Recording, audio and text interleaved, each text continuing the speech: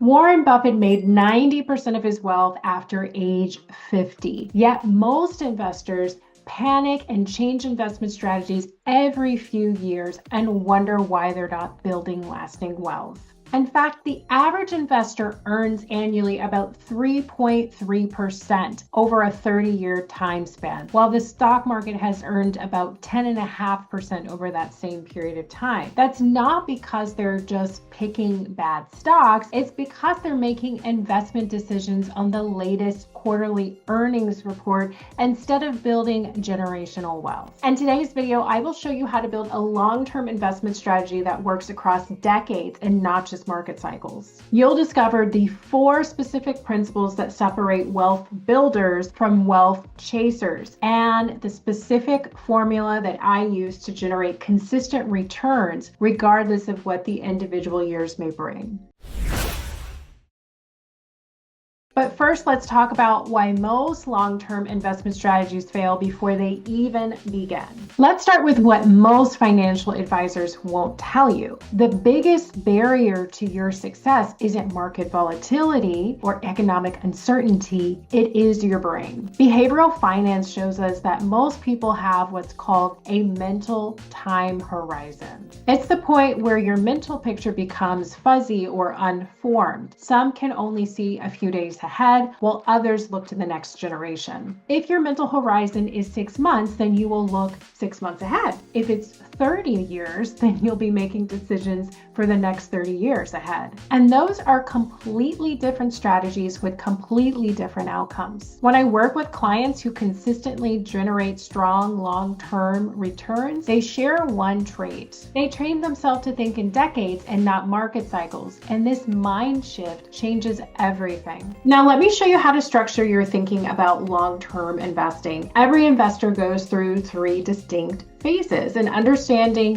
what phase you're in helps to determine your entire investment strategy. Phase 1 is accumulation, and you could think of this as between ages 25 and 50. During the accumulation phase, volatility is your best friend. Market crashes become wealth-building opportunities because you're buying shares at discounted prices. Dollar cost averaging works its magic at this phase. When you invest your funds each month, you're going to buy fewer shares at higher prices, but on the flip side, when you have lower prices, you're able to buy more shares for that same amount. Over the decades, this strategy can dramatically boost your returns, but your strategy right now isn't just protecting what you have. Right now, we're focused on gaining and growing as much wealth as possible, while markets are giving you opportunities. So a 30% decline in the market might feel terrifying, but it's actually a gift because you're able to buy shares at that new lower price. Phase 2 is your transition phase. So you really could think of this from ages 50 to 60. And this is when you are starting to transition into retirement. Your investment strategy is going to actually become a lot more important in this phase because it's not just about accumulating assets and growing as much as possible. Now we're starting to think about protection. This doesn't mean becoming conservative overnight, but it does mean to become more considerate of risk. You start to reduce your exposure to the most volatile investments while still giving yourself the ability to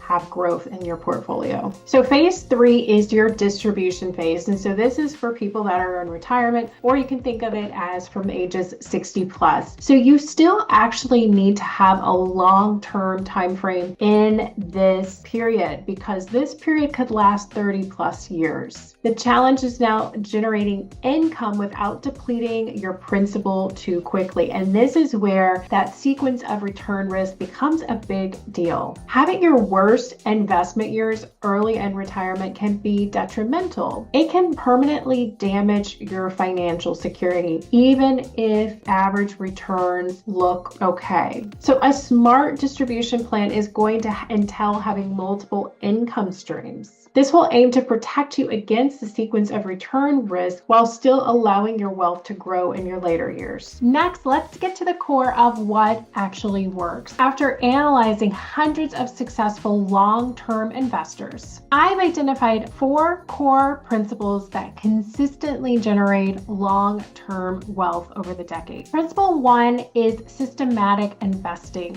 Successful long-term investors don't try to time the market. They create systems that remove guesswork and emotion from their investment decisions. This means investing fixed amounts on fixed schedules regardless of market conditions. When markets are high, you're buying fewer shares, and when markets are low, you're buying more shares. Over time, this averaging effect smooths out volatility and reduces your overall cost basis. But systematic investing goes beyond just dollar cost averaging. It also means systemic rebalancing. When one part of your portfolio grows significantly, you sell some of those gains and buy into areas that have lagged. This forces you to sell high and to buy low without trying to predict market timing. Principle number 2 is true diversification. Most people think they're diversified by buying a mutual fund, but real diversification means spreading risk across different types of investments, different time horizons, and different economic environments. You want some investments that perform well during economic growth, and others that hold value during recession, and others that also protect against inflation. You want exposure to different industries, different company sizes, and different geographic regions. But diversification isn't about avoiding all losses. It's about ensuring that no single event can destroy your long-term plan. You're willing to accept moderate losses in some areas because other areas are providing growth or stability.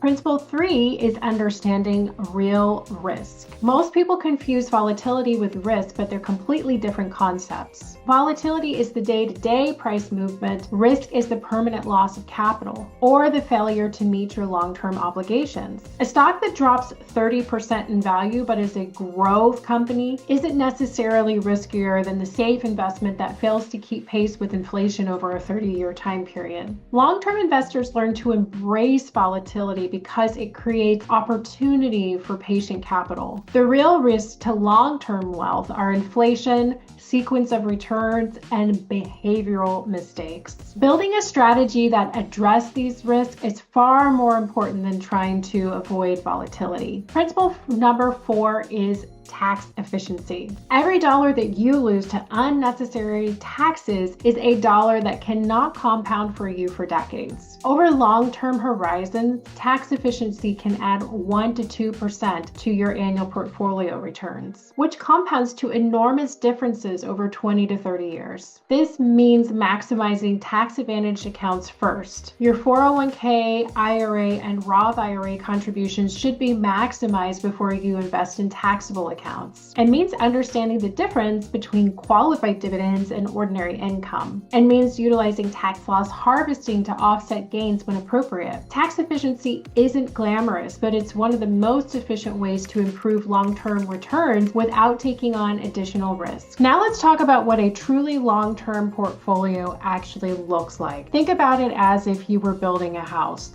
You need a strong foundation, solid framework, and thoughtful finishing touches. Your foundation should give you broad market exposure. This gives you ownership in the growth of the overall economy without too much exposure to a single company or sector. You also want to have some international exposure, not necessarily because international is going to be better than the US, but because opportunities emerge in different markets at different times. Having global exposure gives you more opportunities to find value as markets cycle through different phases. On top of your foundation, you want to have targeted exposures to areas that will benefit from long-term trends. The key is thinking beyond current headlines to structural shifts that will play out over the decades. The companies that are building tomorrow's infrastructure often look expensive by traditional metrics, but they're positioned to benefit from trends that haven't yet fully materialized. You also want some allocation to bonds or other fixed income investments, not necessarily for growth, but for rebalancing opportunities and for some stability in the portfolio. When markets decline, having bonds allows you to sell those bonds and buy the new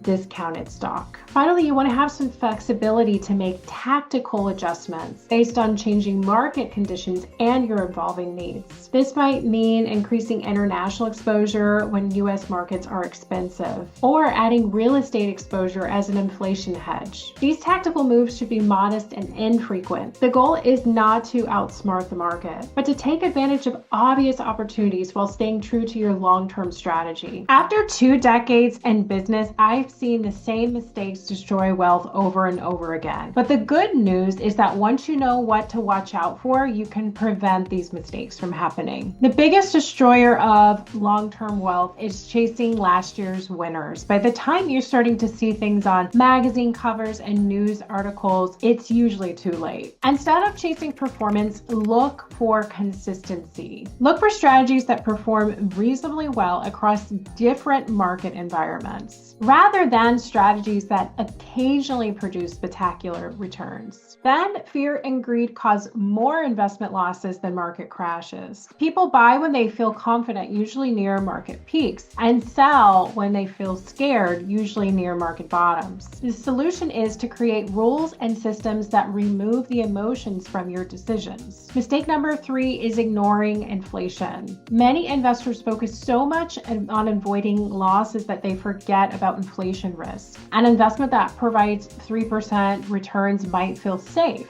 but if inflation is running at 4%, you're actually losing purchasing power every year. Long-term investors need investments that can grow faster than inflation over time. This usually means accepting some volatility in exchange for higher growth potential. Next, the most successful long-term investors have written investment plans that clearly define their objectives, their time horizons, and their risk tolerance. So when markets get volatile, they refer back to their plan instead of making rash decisions. Your plan should specify your target asset allocation, your rebalancing schedule, and the circumstances that would cause you to sell or change your allocation. Having this framework keeps you anchored to your long-term objectives when emotions are running high. So how do you apply these principles in 2025's current environment? Current market conditions create both challenges and opportunities for investors. Higher interest rates mean that cash and bonds are more competitive with stocks than they've been in years. That doesn't mean that you abandon your equity exposure, but it does mean that you can be more selective about what stocks deserve your